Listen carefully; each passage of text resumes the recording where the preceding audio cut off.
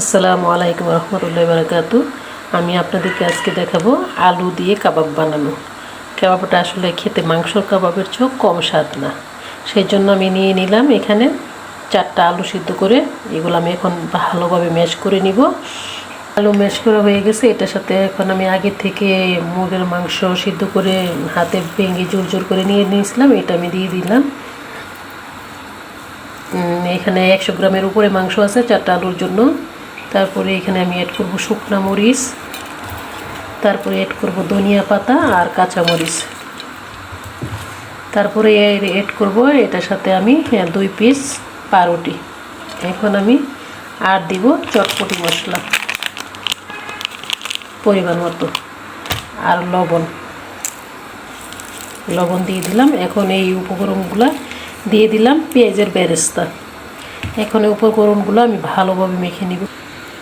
দেখতেই পাচ্ছেন আমি ভালোভাবে মেখে নিয়েছি, একদম সফট হয়েছে মাখাটা।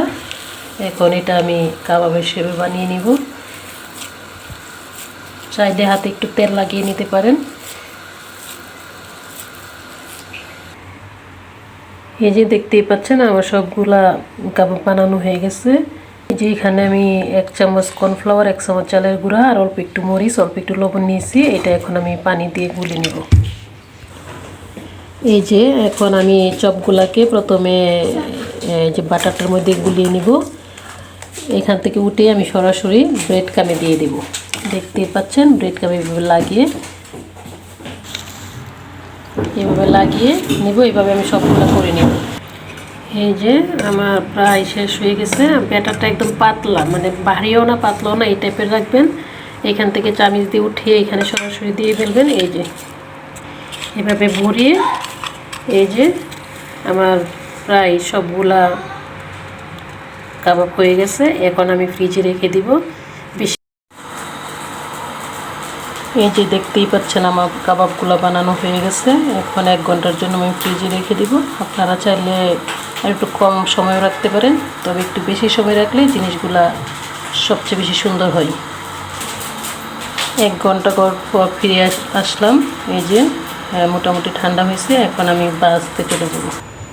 এই কড়াইয়ে বসিয়ে দিয়েছি, তেল গরম হয়ে গেছে, তেল দিয়ে দিয়েছি। এই যে এখন আমি কাবাব দিয়ে দিব একে একে করে।